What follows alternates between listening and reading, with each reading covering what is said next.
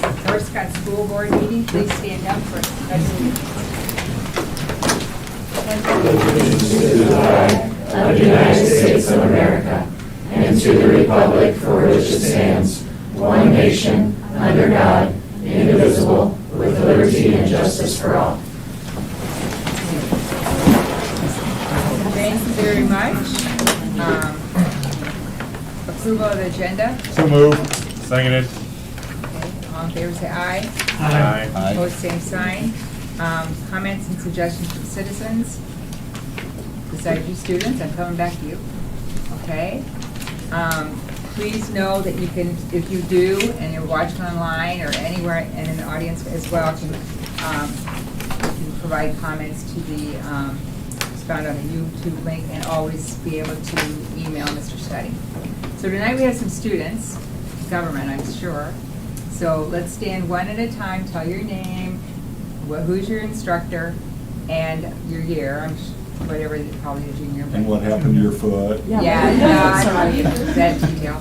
But, and then at the end, everyone, please know that you can come up and we'll sign your papers at the end of the meeting, okay? And you should feel very fortunate. This is the first time in like 2 years that we've had our Yeah, students. yes, yeah. My name's Sophia Popovka. I'm a junior, and Mr. Marmion. Yeah. I'm Anna Harris. I'm a junior, and I have Mr. Marmion as a teacher. My name is Mercy Hansel. I'm a junior, and I have Mr. Marmion as a teacher. My name is Harmony Hansel. I'm also a junior, and Mr. Marmion is my instructor. My name is Gracie Anderson. I'm a junior, and Mr. Marmion is my teacher. I'm Dylan. I'm a senior, and I have Marmion. What's your last name, Dylan? Bergman. Oh, Bergman's, okay. Thank you. Anyone else? Anyone else want to be a student? Yeah. Thank you very much. So this should be a fun meeting for you. So, all right, let's move on to the approval of the consent agenda. So moved. Seconded. All in favor, say aye. Aye. All opposed, same sign. Motion passes. Let's move on to the bills. Bill. Thank you. Oh, Oh, we got free seats up front for you. you'll have to stay Yeah. past about 10 minutes. Right. So I want you each to stand, say your name, You're right. your year, your teacher, and at the end of the meeting, please note to come up and we'll sign your papers, okay? Yeah, you start. So I'm Jack Strigo, I'm a junior, and my teacher is Mr. Marmion. I'm Connor Bates, I'm also a junior. My teacher is also Mr. Marmion. I'm Hayden Cook, I'm a junior, and my teacher is Mr. Marmion. Okay, thank you, guys. Yeah, I knew he would. He has everything. Thank you. Okay, Jill, back to the bills. Thank you. This evening, I have $540,208 worth of bills presented for approval for payment. The items I have to highlight include a payment to the Iowa Vocational Rehabilitation Service for $39,714, and that's our quarterly cash payment with the fiscal agent for our project search and TAP programs for this fiscal year. There's a payment to the Horizon Group for $1,825. That's for bookcases at Virgil Grissom. And a payment to Rapids Food Service Contract and Design for $24,998 for 8 insulated transport cabinets for food service. Thank you. Thank you, Jill. Any questions? Anyone have? No? Motion to pay the bills. Second. All in favor, say aye. Aye. All opposed, same sign. Okay, motion passes. Thank you, Joe. Now we move on to recognitions, and this is an exciting, to me and all of us, it's important and exciting to do this. But even before we get into the honorees that are here, we did have a teacher or a staff appreciation morning with the primary and secondary grades. And I know we had about 4 of you that were there to present, and I appreciate that immensely since I couldn't be there. But Tracy, you want to talk a little bit about your experience with recognizing the primary teachers? It was a great morning. We kind of surprised them and crashed their professional development, and we had some snacks for them and just told them how proud we were to be a part of a school that they work so hard in, and gave them some t-shirts, and they'll be getting a certificate too. I said they could put that by their desk, and if they're having a rough day, they could look at that, and maybe it'll boost their spirits. John was there as well. Yeah, I was with Tracy. They begged us to stay longer, but we were there about, I suppose, 10 minutes Yeah. after we started. You talked for 10 minutes, John? You didn't. No, I Maybe didn't. Molly. No, okay, well, thanks for being there. Yeah, That's yeah, such a it was worthy- fun, it was fun. Such a worthy award. Molly and Frank were there for the secondary teachers, so would you say a few words, Molly? Yeah, Frank and I went to the high school, just saying breakfast and said a few words, just thanking them. Tracy mentioned that, you know, also appreciating them for the time that they spend on their own professional development. It not only helps them, but the kids as well. And we made a comment that, you know, there's 20 years from now, a lot of kids that go to school here will look back and you know, when we ask them who made a difference in their life, who put them on a different trajectory, or who really was the most influential person in their life, there's going to be people in that room that we met today that are going to be mentioned. So our kids are very fortunate to have the staff that we have, and how you develop yourself, how you pour into the kids. We're just extremely lucky and thankful that we choose to work in our staff. That's great to say. Thank you, Molly. I guess I would just add that the instructional coaches were handing out sheets of paper for their PD day at the very beginning of when I was there. So they were getting everything prepped, and in fact, they had to go get, I think, I'm gonna throw Heather under the bus, but they had to go get the special ed teachers to come back into the cafeteria so we could say something nice to them, because they were already out there doing their work. But it was a nice gesture, and I think everybody enjoyed it. And we were able to hand out those t-shirts, and Tracy, you have one. Exclusive, staff-only T-shirts, right? Staff Not only available t-shirts. to anybody else. Right, So they were right. very, I think they were very appreciative of that. Yep. It was a nice way to start the day. So glad. Thanks for being there on behalf of the board. And as we talk about these awards and recognition this year, we have a sub-team that pretty much kicked this off, and obviously it's something the entire board feels very passionate about and really, really wanted. And it's Katie White and Tracy, myself, Nate, and Carrie Lane. And I didn't miss anyone, did I? On that little team? Okay. So we are looking at different departments throughout the year, and certainly, again, so worthy of what everyone does here is immense. And so tonight, we're looking at Lancer Pride Award, and there happens to be 4 honorees of that. And what that is, and I'm going to make sure I cover this right, the Lancer Pride Award is an award that's a little more another kind of specialty. That it's a new board initiative to be presented monthly to employees who are consistently, or I would add, maybe once or twice went above and beyond in some particular way, beyond your daily duties, because all of you go above and beyond that work here. We see that and we know that. But there might be some things that someone does that you want to be someone wants to be to nominate them and say, you know, you deserve this Lancer Pride Award, even more so because of the things you've done. So we would like to live out the North Scott Community School District's vision and mission and values, and this is a way to do that, because just even what I read tonight with the honorees that were selected this month, it'll be monthly. So this month you'll see some vision, mission, and values within our district in what they did, just top line. But usually to be nominated, people in our administrators and such are getting this nomination form, and then we can nominate folks that we feel are very worthy with that particular criterion, and cite specific examples in doing so. So let's move on, and then we'll have, each one of them will get a little Lancer Pride honoree pin that Katie designed, and I think they're pretty cool to get that, and then a certificate. But okay, let's move on to who the honorees were and are tonight. Lynn Kilburg. We'll have you come on up here, and we'll end up taking a picture and then take a quick break, so board members can individually thank the honorees tonight and take a picture, and then give you a nice exit so you don't feel like you have to sit here. That's part of their recognition. Okay, Lynn Kilburg. Lynn has been the backbone of the Athletic Booster Club for years. He not only leads the organization, but is willing to do whatever it takes to support the club and all of our athletic programs, actually.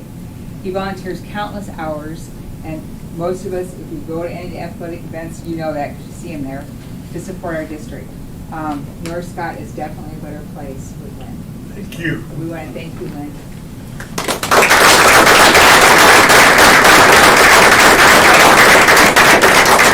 I think he wants to give a speech. He's too humble. He's very humble. Anastasia Nicolopolis. Did I say your last name right? You did. You said it perfectly. My son just came back from Greece, so I feel like I'm getting this down. Anastasia goes above and beyond in everything she does. She comes in early, stays late to help students, and meet families at times that work best for them. She takes on more than she probably should because of her willingness to help all students succeed. She exemplifies this collaborative culture by leading social and emotional learning for high school staff to help the well-being of our students.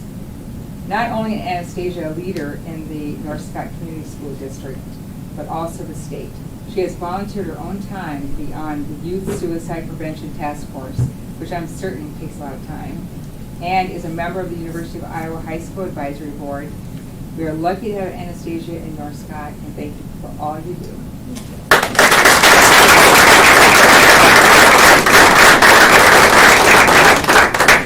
Now we have two. I don't see Carolyn tonight. We're going to still. It's senior night for her daughter. Oh, So okay. she could not be So here. who it is Carrie Hodge. She is. And Carolyn Lewis. And the neat thing about these two ladies is that they developed a fun, engaging, and memorable way for their students to remember that Q and U always go together. By celebrating the marriage of the two letters, they served as flower girls, and the students dressed up to attend the ceremony performed by Principal Green. Both of these teachers have been dedicated, longtime district employees. They love their students, and they show this every day through their creative lessons and incredible teamwork and your enthusiasm, for sure. So this is a fantastic thing to see it up there. I love it. So thank you so much, Vivian. We'll get this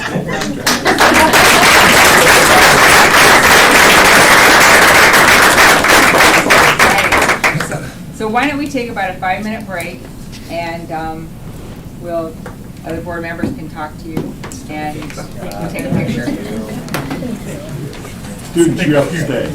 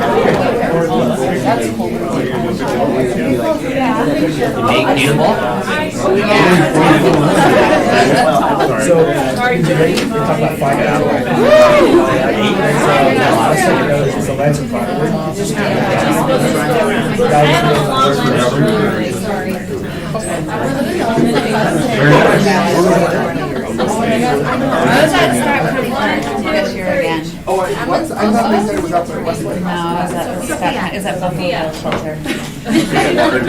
Yeah. It was like 47.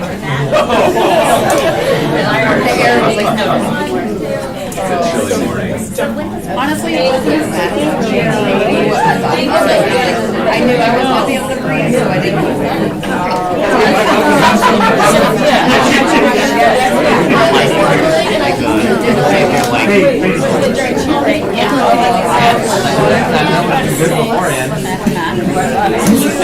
Bye-bye. Do full out cheer. Can you still wear the product?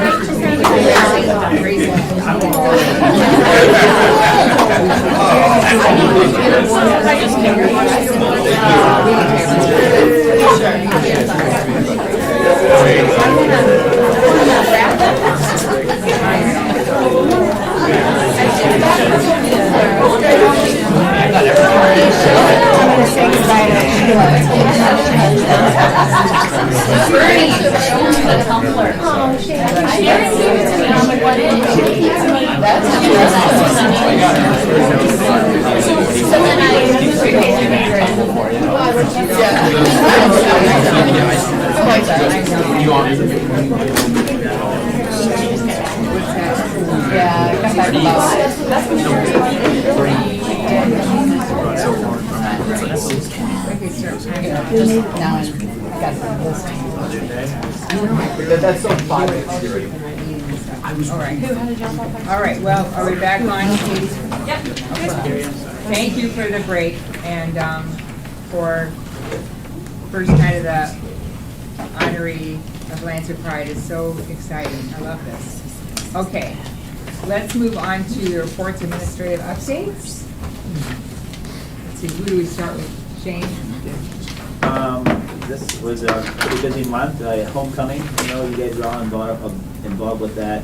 We had over 800 students at our homecoming dance to begin with. It was pretty hot in there, so they struggled a little bit with that. And then, of course, great turnout for the game. The homecoming parade, I know, had that instant, but just seeing like our cooks and stuff in a different light than I normally see them was kind of neat. And then, of course, Katie and her group of kids did a phenomenal job of decorating the hallways. It was the best decorations that we've ever had in my 15 years here. So that was really neat. So thank you, Katie, for that. North Scott Singers went to St. Louis, had a great trip there, but they also had some nice performances there. My daughter didn't talk to me a lot about it, but she said it was a beautiful church, that one of the places that they performed, so it was neat. And then, of course, had 2 tours, which I think it's always neat to see, especially older, I shouldn't say that, more mature groups of alumni come in, because they know all of the changes that have happened over the years from where they were. It never fails, but you'll walk by and they'll be like, that was Deke Ryan's room. I'm like, wow, Deke, yeah, okay. Tell me a story about Deke. Or Mr. Wood was mentioned quite a few times by these groups as well, so that was kind of neat. It's really neat to brag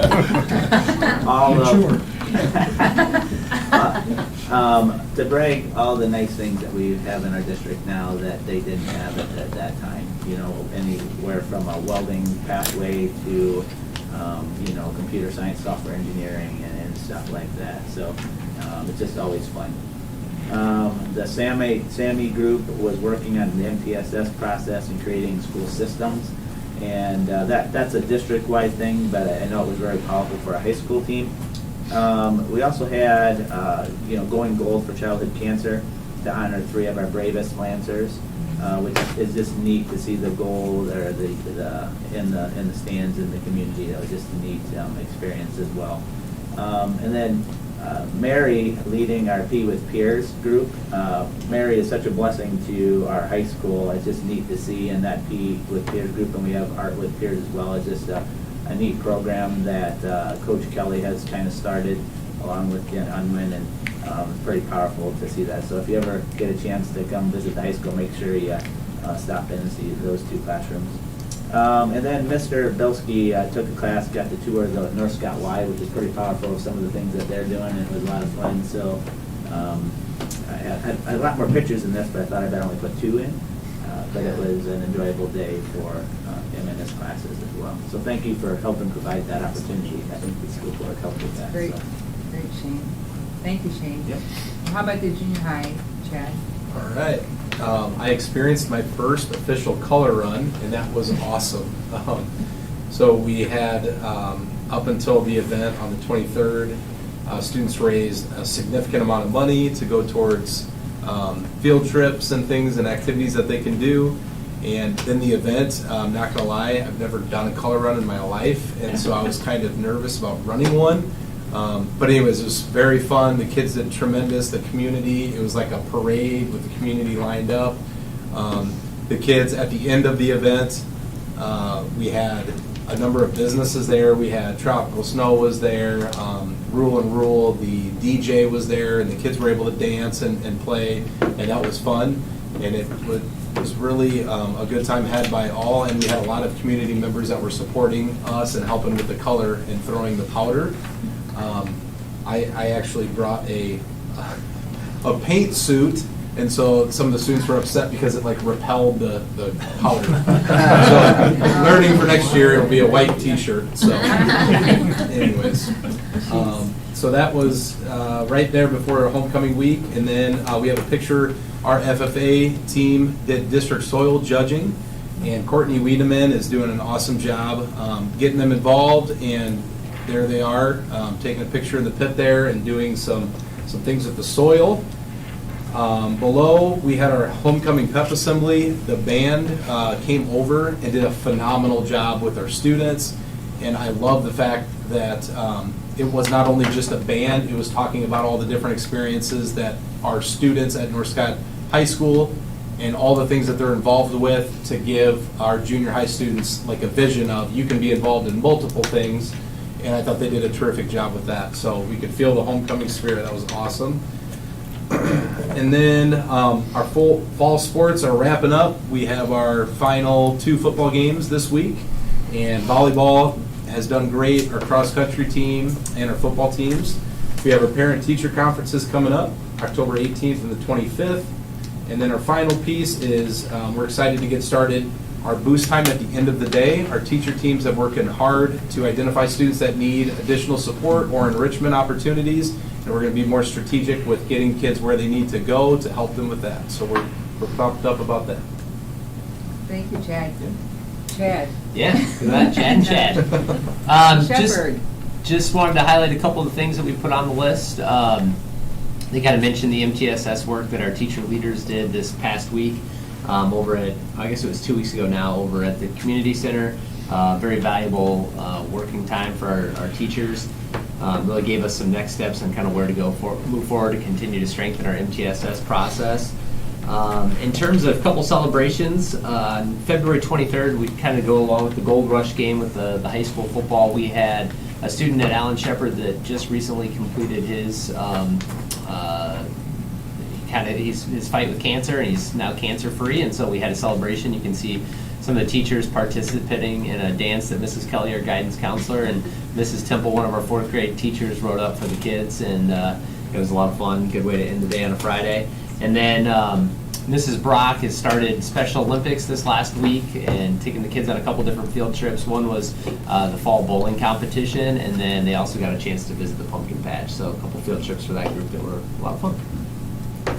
Thanks, Chad. You want Ed White to go next? Since she's there. I was already rolling down to John. Oh, okay. All right, Erin. We had a lot of fun homecoming week as well, and so our students took their proud spot at the front of the homecoming parade, just behind the band. That's their traditional spot, so they represented well. I threw some pictures of our kindergartners in on Tropical Tuesday because seriously, look at them. I know. They're just working so hard, and they're so proud of themselves. It's adorable. One thing I wanted to highlight, just kind of an act of kindness. One of our students and his dad's kind of came upon a story on Facebook, took an interest. There was a young girl named Quinn. She lives in Wisconsin, and she was just granted a wish from the Make-A-Wish Foundation, and her only wish was to have a beach with a pond that she and her brother could play in. Make-A-Wish granted it, so they're having the community help dig it out. The mom then thought it would be a cool idea to throw out on Facebook if anybody wanted to donate any seashells or painted stones for the beach to litter the beach. So the dad came and brought all the supplies, and I hosted a couple of paint sessions at recess for people who wanted to paint rocks. And so we donated over 100. Mrs. Ward had our 6th graders paint some rocks during art class one day. So anyway, that's a picture of our North Scott student delivering to the little girl and her family in their local fire station, Wisconsin. So it was a That's really so sweet wonderful. activity. Oh my gosh. It warmed a lot of hearts, and it was spur of the moment. It happened homecoming week, quick turnaround. But that was really awesome. And our fourth grade teachers, or our fourth grade students were gifted the dictionaries from the Rotary Club, so thank you, that's a good picture of them. Our pre-K and Kers went on their first field trip of the year to the Kepi Farm, which is a really generous gift that the Kepi family gives our students. We're looking forward to parent-teacher conferences coming up on the 18th and 20th, and our big Halloween parade is Halloween Day at about 2:15. So hopefully weather will cooperate, and I will get to experience my first parade through the streets of Donahue. Look out for our costumes. It's going to be epic. Love it, thank you. Carrie? I think our biggest highlight is really celebrating a video of Becca Wolf's kindergarten classroom, and it will be included in a professional text by one of the UNI professors, and it's the video is incredible. Students experiencing STEM and literacy learning. It took 3 cups of water, and the water was varied throughout the 3 cups, and the constant was 1 drop of food coloring, and the students were able to figure out that the cup with the least amount of water had the darkest color of green. And for kindergarten students to be able to come to that realization just with, I think, 2 or 3 questions was phenomenal. So the Waterworks is one of the grants that she's working through. We also took 3 teachers. There were 9 district-wide that went to the PLC conference, 3 from Ed White, and learning about the great things that we're doing already and just a few tweaks to make us a little bit better. It was kind of exciting and got them excited about what we're doing. The visiting artists came to visit Sewn Monarchs. They got the students up, and there's a couple pictures there. The students were excellent. It was the first time we've had all of them in the gym at one time. So there were a lot of bodies, and it was hot, but it was exciting, and the kids did great. They got the kids up and moving. Our PTO put on our fun run, and we had great weather. It was nice and cool, and we beat the rain, and they raised a lot of money to send our kids on field trips and provide some great academic experiences for them. Other than that, our preschoolers went to the pumpkin patch, and I know the North Scott Rotary also delivered dictionaries to our 4th grade students, which was great. All right, thanks, Carrie. Kyle? We also had a trip out to Rock Creek Marina. Our kindergarten, 2nd, 4th, and 6th graders had their fall ecology day, and they always do a great job out there. They do the Blue Heron boat tour. They got to learn about GPS, different animals, kind of dig through the ponds, do a lot of fun stuff. We also had our walkathon on Friday. We had a successful one, nice cool weather. We made it down to the river and then back through Princeton. Our students met their fundraising goal, which always ends with me getting hit in the face with a pie, which is always fun. And then we also had another one of our Grissom House meetings. Right now our focus is on integrity, and we have our list of Grissom Essential 20 standards, and so we are working on number 8, which when a substitute is present, all class and school rules still apply. Number 11, learn from your mistakes and move on. And number 13, no matter the circumstance, always be honest. So our different staff-led, our 4 big meetings with students from all of our grade levels all put together. And so we have those meetings about every 3 or 4 weeks where we can get everybody together and focus on those different focuses for us. Good. Thanks, Kyle. Tim? Yeah, a lot of the things have already been repeated here, but we had our fun run as well on Friday. It was a bit chilly that morning, but it was fun to see the families come out and support their kids and just hang out with them and continue with those relationships. We got to take 26 kids to the pumpkin patch, courtesy of the Scott County Rotary. It was fun to have those kids, take them out there that evening. Those of you that I saw out there, thank you. Those kids had a wonderful experience, and even though it got a little rainy on the way home, to the east when the bus was going home, there was a double rainbow, and it would just kind of really put the icing on the cake for those kids that had that experience. It was just a really fun evening for them. I've also never gone that fast on a hay rack before in the back trying to dodge the raindrops, so Farmer Pat, thank you. So that was fun. Our kindergarten celebrated the marriage of Q and U. You saw some pictures there a little bit before with Carrie Hodge and Carolyn Lewis. Fun morning with some learning and bringing them all together. And those were their actual wedding dresses they wore. So if you hadn't heard that, they got them out of the boxes that they were pressed after they were married. They brought them out and they wore them. I saw that and I was speechless. It was a lot of fun that morning to do that. Kids had a great time learning. What else? Continue to collaborate, using our data, making those decisions that are in best interest of our kids. That's an ongoing thing. But again, just how much we're collaborating and meeting those kids' needs. And then we had our first families experiences where we got kids from different grade levels all coming together, introducing our new family members with our kindergarten kids or any new friends or students within our building coming together. And this time we were really just getting to know each other. And then we created our own pumpkin patch, and they colored a pumpkin, and then we talked about something unique about themselves, and then we hung them up on the wall so that we all know, hey, we're all in this together. This is our patch of students at Neil Armstrong, and these are some unique things about us that make us unique and special. And I think that's it. Thank you, Tim. I am, honestly, I want to say, I have never seen so many leaders of buildings in our school, like a school district, that have so much enthusiasm like you guys do. I mean, you want to sit here and listen to even more what you have to say, because I know you do so much more, but thank you so much for what you do in these buildings and for these kiddos, more importantly, right? Anybody else have any questions or any? Okay. I would just point out a couple things that I was thinking as someone we're talking. Chad, your participation rate of our junior high kids is phenomenal right now. Well over 100 girls for volleyball, 100 plus boys for football. When you think of band, choir, orchestra, FFA, the different things, the participation rate is unreal right now for the junior high. Chad's building does have the audio enhancement, is maybe 80% of the way put in. One teacher using it. We got fully installed on Saturday. But there's still a list of things we'll have to get kind of ironed out here. There's a few rooms that'll need some stuff. So they're still learning. Tracy and I were touring on Friday, and it's neat to go into a room and every kid can hear the same level of voice in the classroom. So we were able to step into one classroom teacher that was already using it. And then I know at Ed White, the wall, and I don't think we've ever mentioned that, I assume our maintenance did it, but moved the climbing wall from the old gym to the new gym finally. It's been a while, and it looks really good in their gym. So those are some highlights I was thinking. You guys want to go back, don't you? You help make the kids feel like this is truly a community and a family in every one of your buildings, and thank you for all that.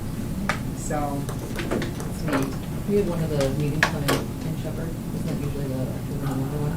we're November, we're right after Thanksgiving. Oh, yeah, So we'll be able to hopefully highlight it by then. We have training set for our staff on November 7th, so we might get a few people who are willing to jump in and start playing around with it to figure it out, but. The Mississippi Fed has purchased a portable one for districts to try out audio enhancement, and I would anticipate once we know how to use it, we're using it, we will have some neighboring districts wanting to see that system in actual use. So, yeah, that's good. Good idea.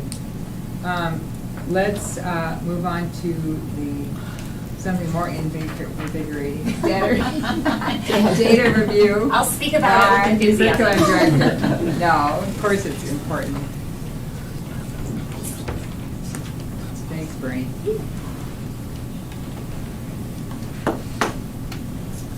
Okay, so this evening I will be presenting some data from our state FAST assessment, which is a K-3 assessment.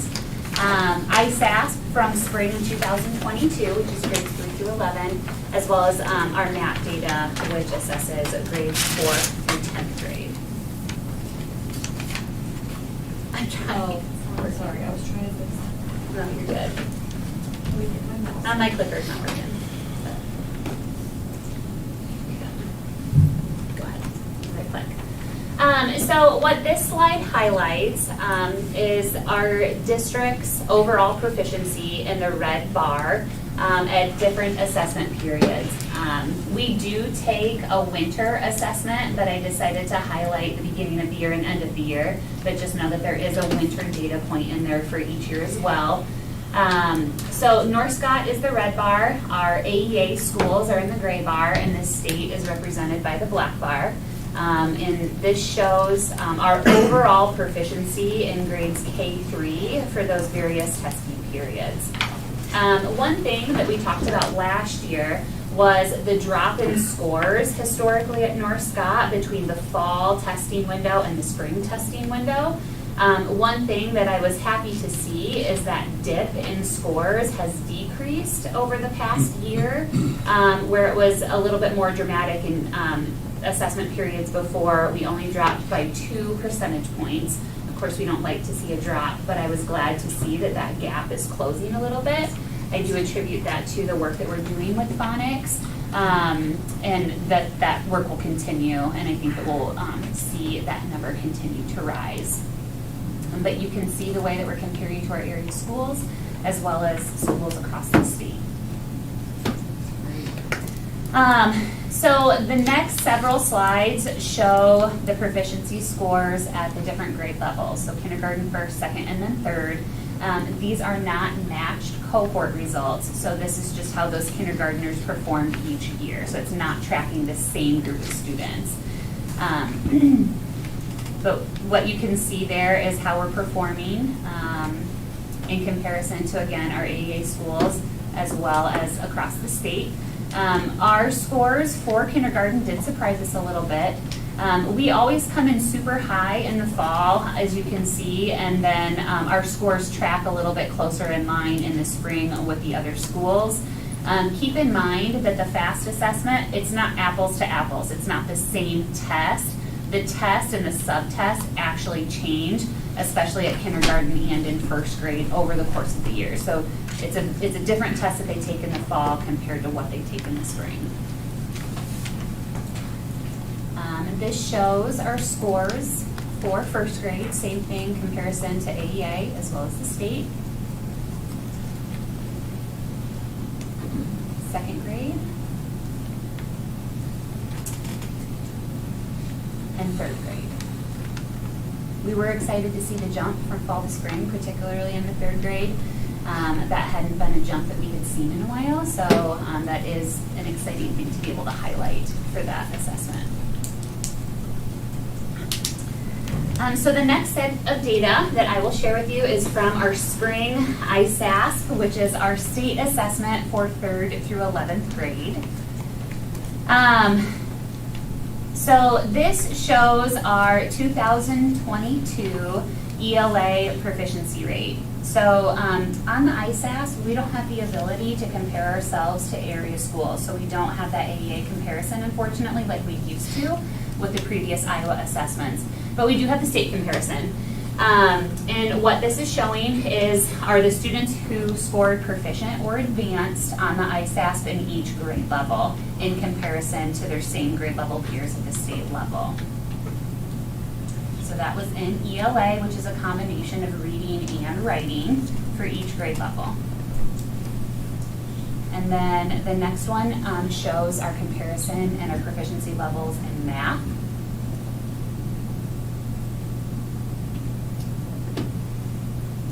And the next slide is science. These show how we performed as an entire district. So when you combine all of the scores from 3rd through 11th grade in the different categories, so our students scoring in an advanced category, in the proficient or not yet proficient in comparison with the state, I like the side-by-side comparison because you can see where our numbers are coming in. One trend that we have seen, whether it's the ISASP or even the NAEP, we do see, as from COVID-19, we do see gaps widening between students who had scored not yet proficient and those in the advanced category. So the students who were scoring pre-COVID in the advanced category are continuing to grow at a higher rate, whereas unfortunately nationwide we've seen the opposite happening in the not yet proficient. So that's something that we're watching within our district, but also is a trend at the state and national level in comparison with ISASS and NAEP. So this shows math.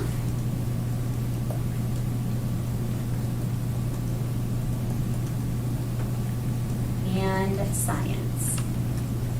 And keep in mind that science is just given at the 5th, 8th, and 10th grade level in the state of Iowa. But you can see we've grown. Science you'll see here in a little bit with our matched cohort data, but is definitely an area of the assessment that we've really grown over the last several years, which has been exciting considering our circumstances. So the next slides show the proficiency by year. So what this is going to show you, the gray bar is 2021. So that is post-COVID. 2019, the red bar is going to be pre-COVID. So in most instances, what we saw last year was, except in the upper grades, we did see a dip in scores, which we're seeing nationally. What we're seeing now, especially the younger the grades, they're recovering that learning loss, whereas another national trend that we are seeing is that starting in, let's see, so up to 7th grade, nationally it's showing that students are gaining back their levels of proficiency, but starting in 8th grade, their levels of proficiency are dipping from where they were at in 2021. We do see that Northscott is following that trend, which is something we are keeping a close eye on as well. We see that both in ELA and on the next slide, which is math. Another trend nationally that was reported, so for the first time ever on the National Assessment of Educational Progress, there was a 5-point drop in reading, and that was the first drop that we've seen as a nation since 1990. And then we as a nation also experienced a 7-point drop in mathematics, which was actually our first ever drop in math since they started giving the assessment. So our scores are following the national trend, but keep in mind that based on our scores last year, we did decide to devote money, our ESSER money, to funding our math interventionists in 6 of our schools. And so we're working hard to address the gaps. In grade levels, again, you can kind of see the trend in 4th through 7th grade. We're recovering some of that learning loss due to COVID, but then you start to see that the same national trend in 9th, 10th, and 11th grade. And this shows science. So luckily we didn't see a dip from COVID in the area of science. Now if you'll remember back to the presentation on the 2019 scores, we weren't really thrilled with our proficiency scores in science at the time. We have always remained above the state average. Statewide, they were quite low, but we definitely had a lot of room to grow, so the scores are definitely moving in the right direction.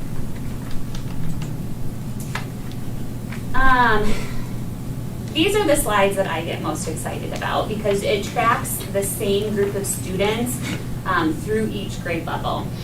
It's not a perfectly matched cohort, it doesn't account for some of those move-ins or, the move-outs, but we're following the same grade level from 3rd to 5th to 6th, 4th to 6th to 7th, and so on. We're missing a year in there because we did not give the assessments in 2020, so that's why each bar graph group skips a grade. But what's exciting about this is we are recovering our learning loss that we experienced during COVID, as you can see, up through the 5th, 7th, and 8th grade bar. But then we are seeing that national trend again, that data kind of trending downward in the upper grades. So we are keeping a close eye on that. But looking at national data, we never want to see scores go downward, but we're really excited about where we are regaining growth here. The next graph shows the same matched cohort information for math. Some of the same trends that you see there. And science. So we only have one grade level that we can track because it's only given in 5th, 8th, and 10th grade. So if you look at the proficiency from 2018 to 2022, we're pretty excited about that 18-point gain.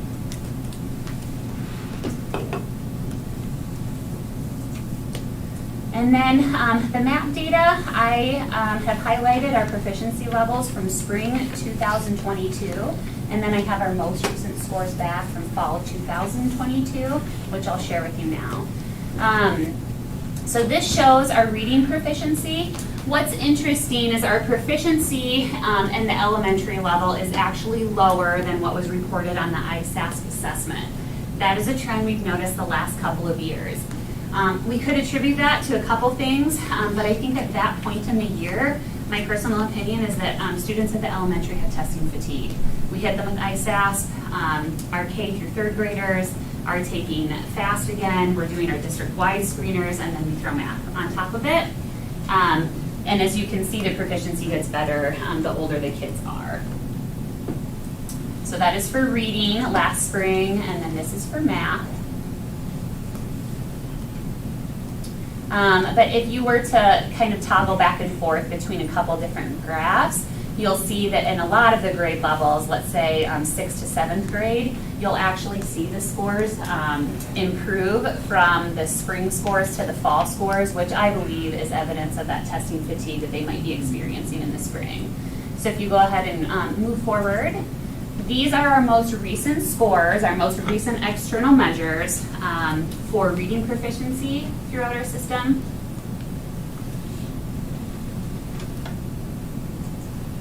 And math.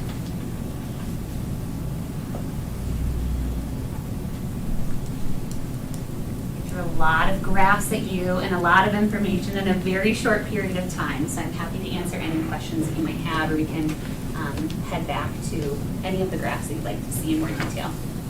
I guess I have one quick question as I digest all these bar charts. You mentioned testing fatigue a couple of times towards the end there. What are you doing to not have that happen again? We did make some adjustments with our ISAF schedule. A couple years ago, we were testing students at the elementary level for like 3 weeks in a row. And we did make some adjustments this past year to have just a grade level test a week at a time, so in 1 week's time they're done. I think that we would be able to start our elementary even sooner so that we can space some of those assessments out a little bit. The assessment window is open from March until May. Each community school district has to designate about a 30-day window in which they will test though, and so we've typically gone with April as our month.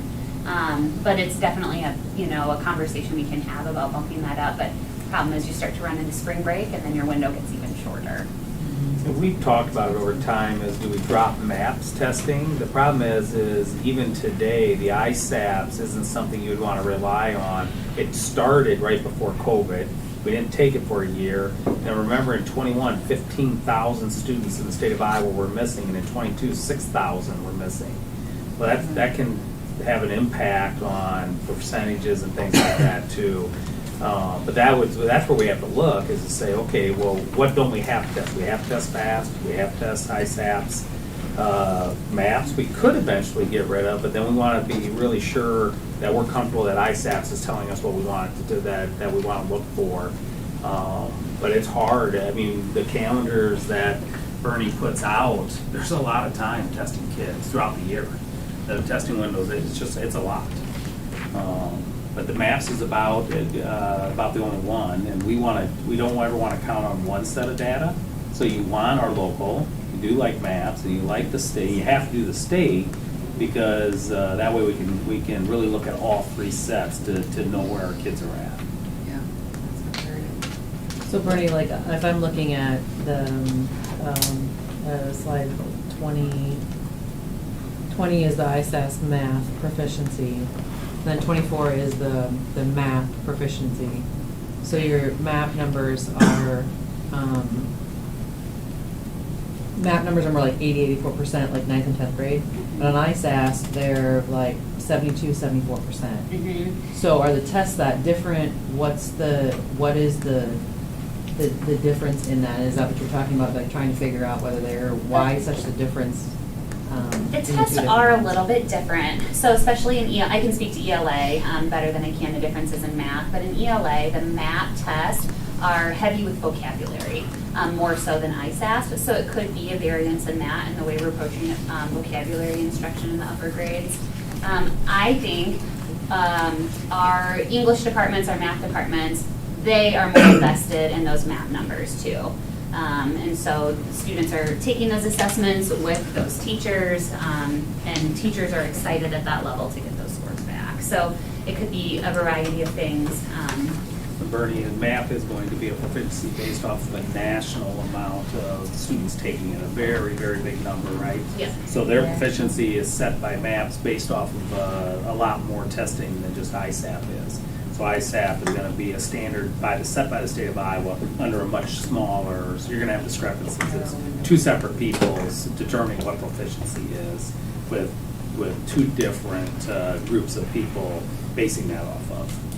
And so that's why you do multiple ones, because it's what MAP considers proficient isn't going to be the same as ISAPs. And so that's what we differ by standards, and the question is what standards are we going after? Are we going after what MAP would mostly test, or are we going after what ISAS? ISAS was definitely based on like Iowa core standards, and so that would be close, I would say more closely correlated with what we teach locally. So why is the AEA not involved in that map? They're not, we don't compare? ISAS, yeah, we used to, the state assessment, we used to be able to break down by AEA, just like we do the FAST assessment.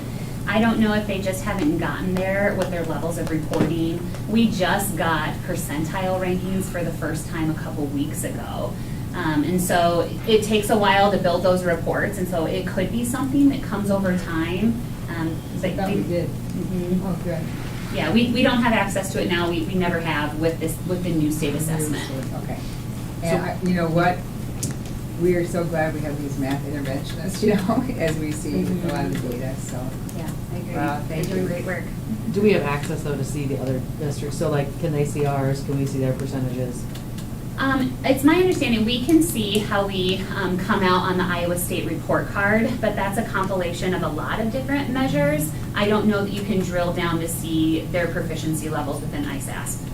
You can track growth. You can look at growth of other districts, average growth.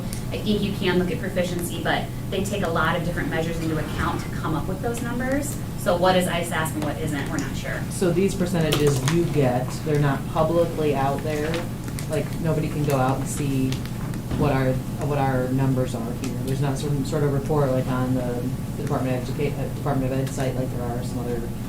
That's a great question. I know that they're accessible to the public, so if you were to request them at the DE, they're certainly there for you. I don't know of a site that you can go in and see them. I access through the administrative side on our district website. Mm-hmm. Yeah, we have login portal that gives us all the schools. Any other questions for Bernie? Thank you, Bernie. Thank you, Bernie, very much. Good data, and it's good to see the report that we have in our sky. Okay, let's move on to new business, and we'll start with the school bus purchase timeline. All right, so we're recommending that we're gonna start purchasing buses for next year, so the next fiscal year. We're looking at this year, we're only purchasing 2 71-passenger propane buses. Luann wrote here, the propane buses are doing fine with our fleet. We're at 39 buses, 25 are propane. Propane buses are getting 4.4 miles per gallon, it costs 54 cents a mile. Diesel buses are getting 6.2 miles per gallon, but they cost $3.52 a mile. So it's proven out with us as we've been using the fleet that we're saving a lot of money going to propane and also repair. The other reason we're looking at, typically we buy 3, but our propane buses are, our fleet's so young, and we're anticipating the propane buses lasting longer, that right now we'd rather go to 2 buses in the rotation and then add another 12-passenger van, partly because of bus driver issues. If we can have 2 12-passenger vans and increase that fleet, then two coaches could take a team of 24, 22 kids to an event potentially. Well, right now we only have 12 of them now. And so based off of the age of our fleet, the good shape our fleet's in, we're just gonna bid out for 2 propane buses. This will put every route on a propane. Any questions for Joe? What's the timeline of ordering, or when do you need a motion, when's the timeline of ordering? So October 11th, they sent out the bids to the dealers, we'll open up 22nd, and then on November 14th, we'll be bringing it back for approval of purchase of 2 buses. And then when do we get them? We won't get them until after July. And so we won't know until we bid them out. I mean, would it shock me if they said it was 18 months, 20 months to get a bus? It could be that.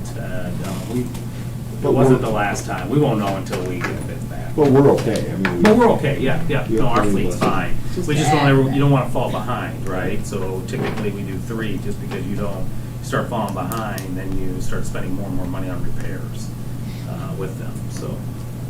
So that's the plan. Okay. Yeah, okay. Any other questions? Okay, entertain a motion. I make that motion.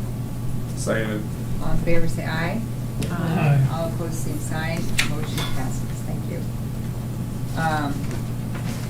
Now, Joe will talk about the 2021-22 special education supplement. I will. Go ahead. I did place a handout at your seat, and it is for the special ed deficit, not labeled as such, so I apologize for that, but that is what this is for. This is an annual request that you should be familiar with, that when we close out the fiscal year, it's not unusual to have a special ed deficit.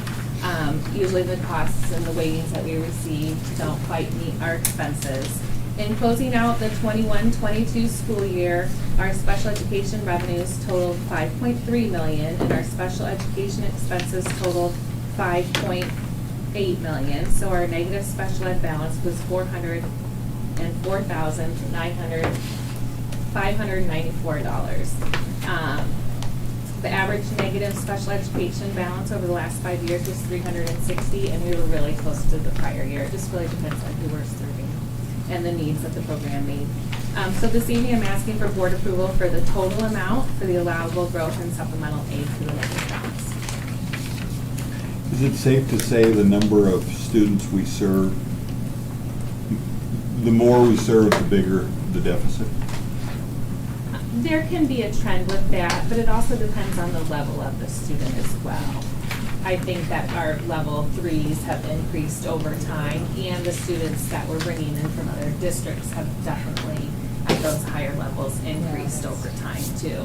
The opposite could easily happen. You could lose, 20 kids who are level 1s and lower your number of kids down, but keep all your 3s and 4s who might cost you $7,500 a year, right? So it really just depends. Depends where they are on the level. Depends, yeah. How many hearing impaired interpreters you need, one-to-one aids, all those things really add up. And the most a student will ever bring in is 3.74 is the most. So take that times, $7,500, and for some kids it just doesn't come close to educating them. Yeah, that's good answer. And I should know this, but will we get all of this back in a different way, or? In a different way, it's part of the school funding formula. When I file our budget for next fiscal year, this is giving us the authority to levy the taxes to pay for that. Okay. They do look at funds you have on hand also though, so, there's a little math that goes into that. But we get the ability to spend it, and we make sure we have the cash one way or another. Okay. Good question, John. And I'm glad you explained that, Joe. Well, this isn't uncommon for us. No. It's every year. Yeah. Yep. All right, thank you. Any other questions for Joe? Make a motion. I second. All in favor, say aye. Aye. All opposed, same sign. The motion passes. Thank you, Joe. All right, now we have James Simmons here tonight to do a lot of student-built home approvals. So let's start with the precision of HVAC bid. Hello, James. Hi there. So I'm asking you to approve 4 contracts tonight. Precision has agreed to donate the entire HVAC system for the house. That's saving us $4,200. Do you want me to just go through all 4 or one at a time? Are we gonna do separate motions on each one? Well, They're all listed for separate. Yeah, we need motions. to do separate. Okay. Go ahead. So cover all 4 of them? No, one is. No, Okay. just one. So that's it. Essentially, Okay. they've agreed to donate the entire HVAC system, saving us $4,200 on the system. Very nice. Excellent. Okay. So do you need that motion? All we need to say about now, yeah, entertain a motion. I make that motion that we go with Precision HVAC. Second. All in favor, say aye. Aye. All opposed, same sign. Motion passes. How about the ABC roofing bid?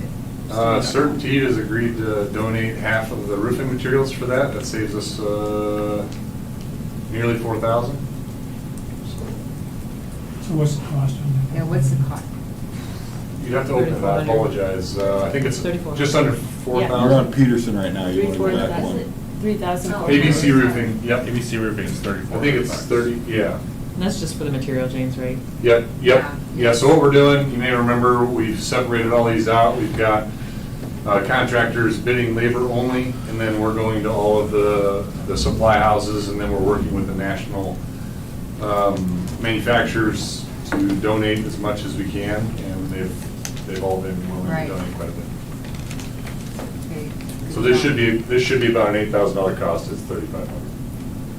Motion to approve the ABC roofing bid. Second. All in favor, say aye. Aye. All opposed, same sign. Motion passes. Now we'll look at the Peterson Plumbing bid. Peterson Plumbing, this is, the bid on this is in line with a typical plumbing bid that you'll see at the bottom. And when it's all done, Peterson Plumbing is going to donate $5,000 to the house. So this is this is a standard price, but they're donating $5,000. Motion to approve Peterson. Second. All in favor, say aye. Aye. All opposed, same sign. Motion passes. The Kipper Roofing labor bid. Yes, and this is labor only. This is Peter Kipper. He's worked with our students the last 3 years. He's absolutely outstanding. He stays with them start to finish. The guy should be a high school teacher. He's just absolutely phenomenal. And so all told, our entire cost for the roof will be under $7,000. And if I was better prepared, I would tell you what this should cost us, but I can tell you it should be far more than that. I wish I could give you more information on that, but this That's is a okay, very. as long as we know what the bid is for Yeah, this. all told, I think now, from where we are July 1st to now, we're well over $40,000.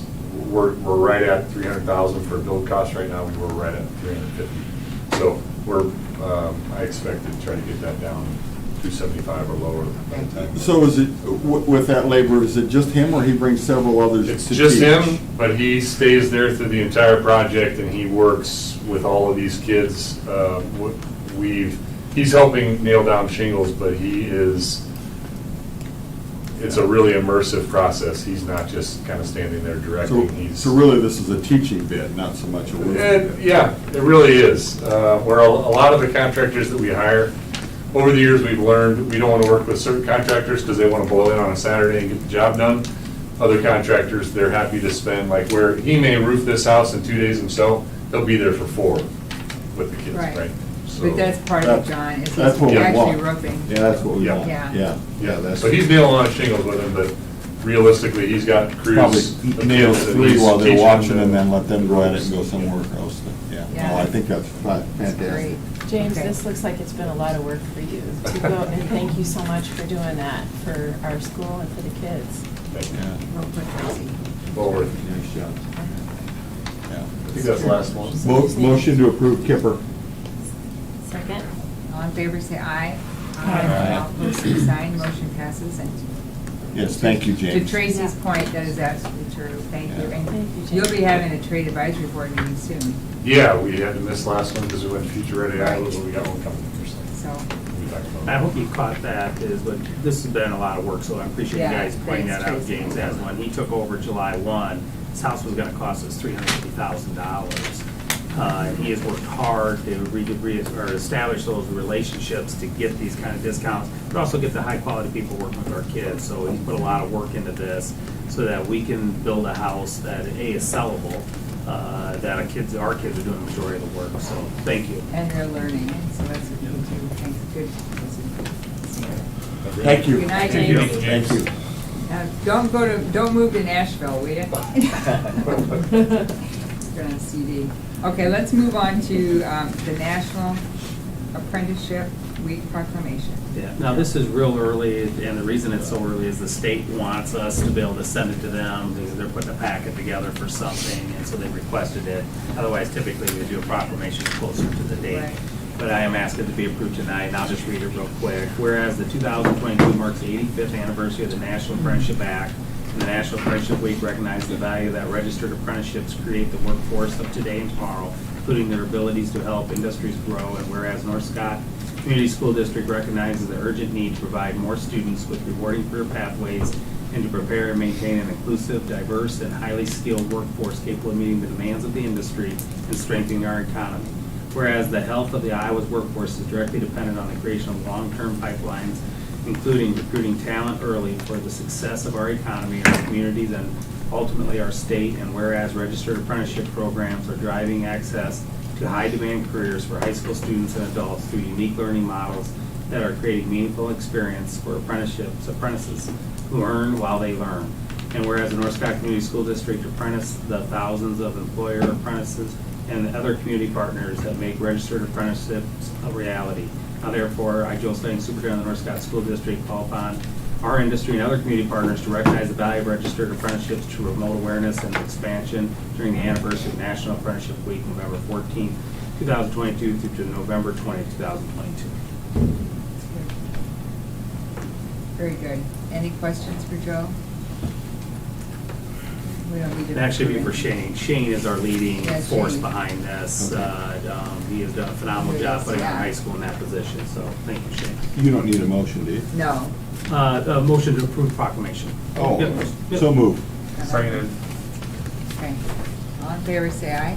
Aye. Opposed, same sign. Motion passes. What, not Do we know what this goes into for the state, or what's going on with the? Yeah, that's. Why are they asking us for that this year? I don't know why for this year. I have to go back to the email from, who am I thinking it's from, Shane? Is it, It used to be the. I was gonna say workforce development, but the state's kind of taken over on it a little bit more, so that might be why they're. She used to be in charge of she actually. Linda Fendel. Linda, yeah.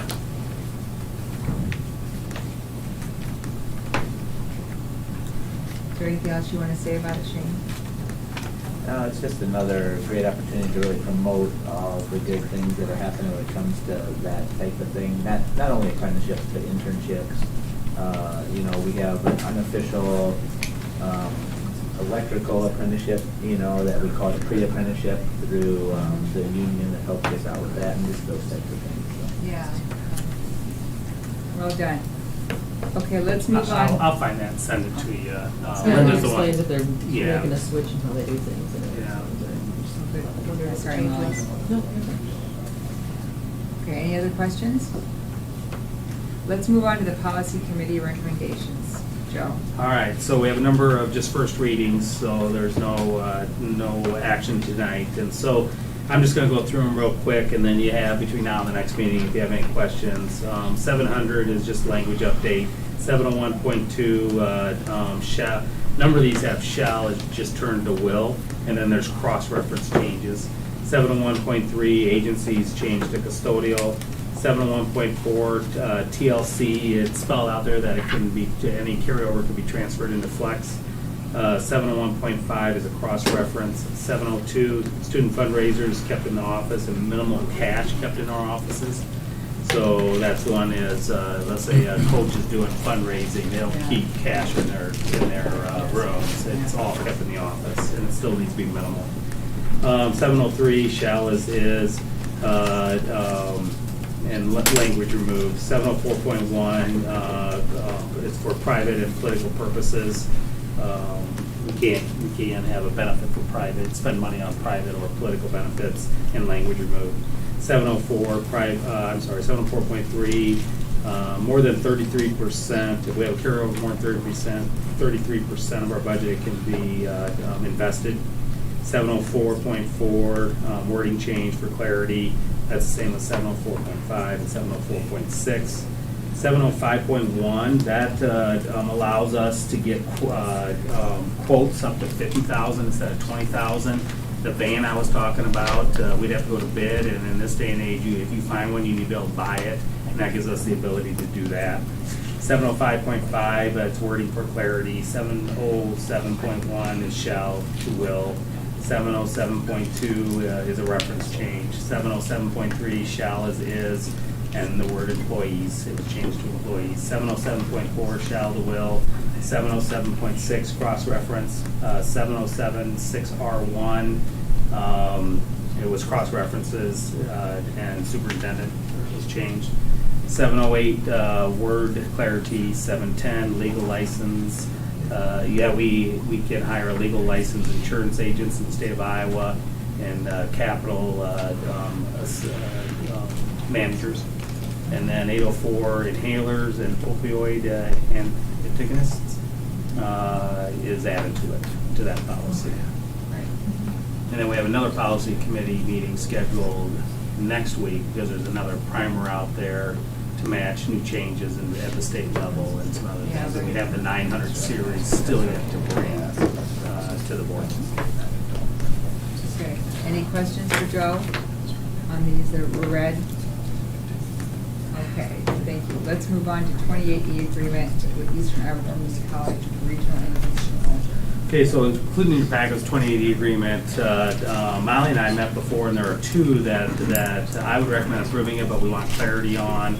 In 4B, the lists don't match, and they should match for access. Basically, both us and Eastern Iowa would have access to the entire facility, and it really doesn't come out that way in B. And number 7 is just clarity what that means. In the end, what this is they modeled this 2080 agreement Eastern Iowa did based off of the same ones that they have with other districts and they have donated towards facilities and then shared use them. Much different than ours. Obviously ours, this is the most money they've ever given towards a project that they don't own.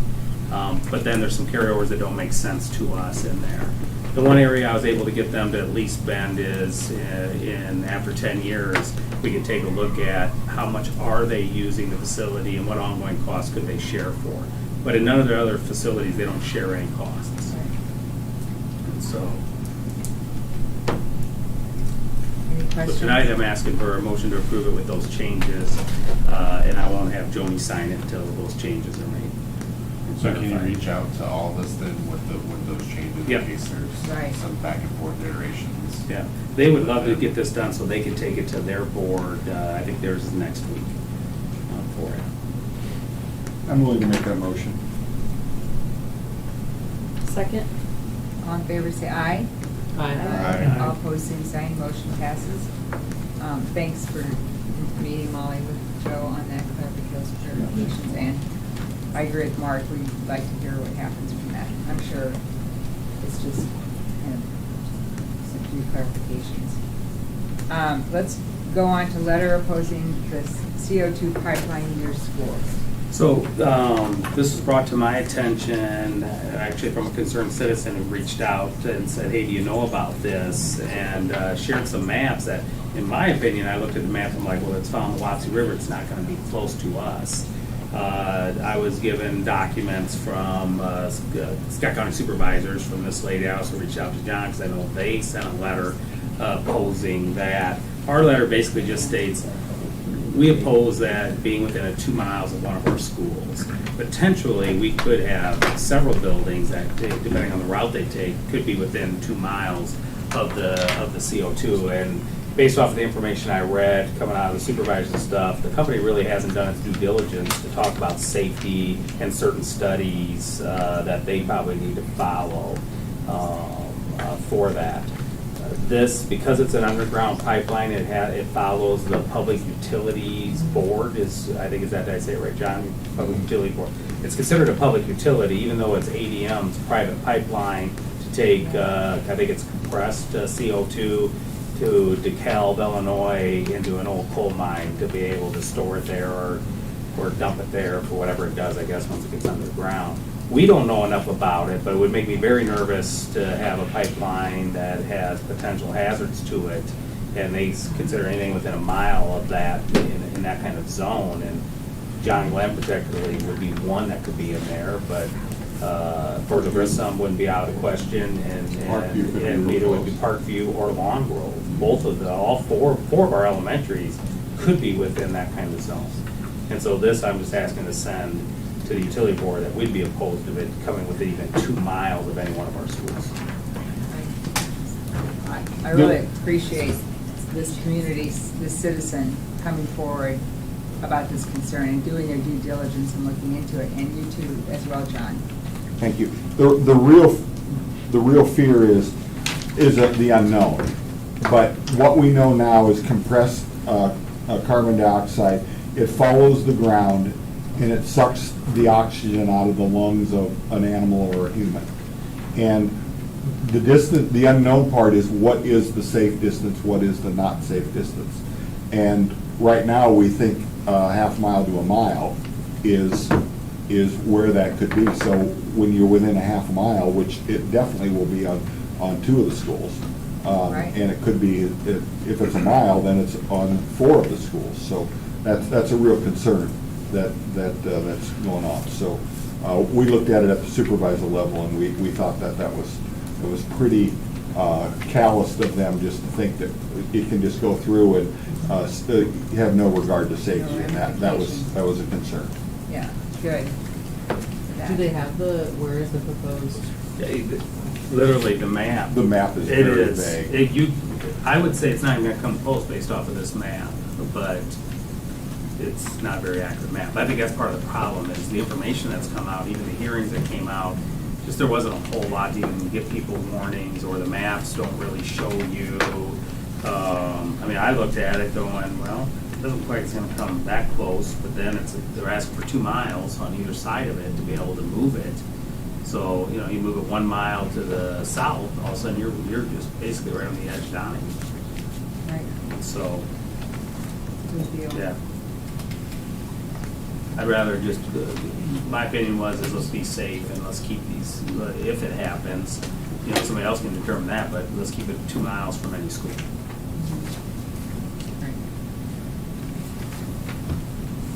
Do you need a motion? Yes. I make that motion. Second. All in favor, say aye. Aye. All opposed, same sign. Motion passes. I do appreciate us taking a stand with a letter like this, so good. All right, let's move on to the superintendent's report. All right, enrollment. This is the final week of count week, and we are flat on the enrollment that we will have for the state for SSA. In fact, I think today it dropped to -6 kids from last year. But we're up 98 kids on open enrollment in, and we're down, I think, 8 kids today on open enrollment out. So that's over 100 kids swing in revenue. So just remember the formula gets really complicated. And it does, that flat number doesn't include, so for example, Shane got picked up 2 positions this year for sharing, one with DeWitt and one with Eastern Iowa Community College. That represents 4 kids. SR officer is going to represent 2 kids, so now we're up to 6 more student count with that. Of course, weightings, we don't know weightings yet and how those things kind of impact. It's a really complicated formula. But when you think about our enrollment of resident kids, that's a flat enrollment, which we expected because our smallest class is kindergarten. In fact, I would have expected it potentially to be worse than just a -6. What we didn't expect with the law change is that we would jump 98 kids coming into our district. And so kids in seats we're up on. Count, it doesn't look like we're going to be up on count necessarily when it comes to SSA. We'll be more than likely flat for that, which means the new money we get from the state will be whatever percent they give to the school districts, which has been averaging around 2%. Last year, we had 2% plus 1.4. So we're at like 3.4. We're not gonna be that way. But we also are potentially 100 times 8,000, let's say. There's other money that comes with it, maybe a little bit more than that. So we're probably up $1 million in revenue on open enrollment. Hard part about that is yeah, you gain 100 this year, but you might lose. You can't count on that as ongoing revenue, that every year you're guaranteed to have that. And so that makes it a little bit hard. We'll have to account for it within our budget somewhat, but you can't just all of a sudden say, well, every year we're gonna have 100 and that extra 100, because it may not be that way. But $1 million this year is handy. But yes, yeah, it'll be good. Joe, so the 292 open enrolled in is included in the 3490, right? Yes. It's just a breakdown. Yeah. The reports you get, I actually went on, I'm not even talking about that report. That's butts in seats. So that's actually kids we're educating. That means a four-year-old counts as 1 on there. 4-year-old on state report counts as 0.5. So I'm talking about a state report. I'm sorry, I should have clarified that. You're gonna look at another report. Those are actual kids we're educating in seats. So a 4K-er counts as 1 on that report. 3490. Yeah, that's how many kids. So we're up kids we're actually educating overall, but what I was talking about is when it comes to count our kids to get budget, we'll be flat for that. But we'll be up on revenue from open enrollment. Yeah, thank you, Molly. Just a celebration of American Education Week. We as a district focus on that. That's November 14th through the 19th. It is, by the way, National Principal. And so I know you guys came into our admin meeting and have thanked us, but we don't thank our principals for all they do. You know, I don't know how much long, but no, I'm just kidding. Thank you for all you do. 2023-24 calendar. I did set just a rough draft. It's weird to think that we're already thinking about 23-24 calendar. The rough draft that you see there is really an example of taking this year and just basically doing the same thing next year. There's some questions. Now these guys will all be seniors, so they probably want to know graduation. We will be done. It'll be the same Memorial Day weekend and then be done on the 31st, the way this calendar looks for that. Christmas is different, just like it was this year. It's split over 2 weeks, so you have some some decisions that could be made there. And then just trying to balance out our early outs on Fridays with days off. Easter really changes stuff when you now become March 29th. So do you put the in-service day on the 1st like we typically would, and then not take a single break for the next 7 weeks? Or do you leave it in the middle of the month and just do a short Easter so you can do another, for students, do another 3-day weekend in the middle of that 7 weeks? We'll put together a survey and survey all of our staff, plus I'm talking to staff at their meetings, their fall meetings, and then I'll bring it up at SIAC too. And so that's what I'm just showing to you if you have any thoughts as you look at it. The spring break is the same spring break. Everybody in Clinton, Scott County, and Eastern Iowa will all take that spring break. And so if you do, there's a couple districts that still don't take a spring break because they don't want to be out before Memorial Day weekend. But we typically do, and that's what it falls. So I just wanted to share with you what the rough draft would look like. Just a reminder, a year ago in the spring, we had approved the $500 retention bonus last spring to finish the year. October, this paycheck is where people who have returned to us, that worked for us last year, return and will be working for us the remainder of the year, get another $500 bonus in their October paycheck. And so that's been taken care of. We are interviewing swim coaches for junior high swim season, and so I know they've had 2 apps, one that we thought we were going to get back from Los Angeles, but I don't think they're going to take it this year. And then, it looks like we'll be able to get a swim coach for the junior high. I've talked to one parent, called me today actually, and really encouraged us to consider girls varsity swimming right away next year. Part of the drive. It's twice a day all season long. It's hard that's why we lose so many kids. And so I know one of the 3 parents would love to see us go ahead and just get ours started. And so, and And then Chapter 12, we posted out on our update, State of Iowa, Chapter 12 is the accreditation chapter, and they are looking at potentially rewriting that entire chapter and redoing it. So they've asked inputs from superintendents. We put it out in our update for people to go online and fill out a survey and give information of what you would like to see. Chapter 12 is everything from what you have to teach or what you may teach to be accredited, start dates on there. Problem is there's so many laws that you can't see. So for example, if you look at Chapter 12 right now, it says September 1. You can't start before September 1. But we all know the other law says August 23rd. And so that's part of the reason they want to rewrite it is it's confusing now because there's too many things that sit outside of it, too many scratches in it, and looking at redoing it. My understanding is they also want more mays instead of shalls. So you may do this, you may have your subject be this or have teach this stuff in that subject area versus shall. That's what they're considering. So if you want to get feedback, you want Department of Ed's website and get feedback to the state on Chapter 12 accreditation. And that's all I have. Okay, thanks, Joe. Anybody have any questions for Joe? Okay, any board comments or correspondence tonight? Just like to say thanks to all the board members for their thoughts and prayers for my time being in the hospital and the flowers and the texts. I know I may have gone a little bit over on one text to Molly when I told her about what was going on, how I escaped the hospital. But it was very well thought of. Well, we were thinking of you, Frank, that's for sure. So glad you're back tonight, and we're thinking of Glenn too. Any update on Glenn? He's in room 4004 in Genesis West, recovering.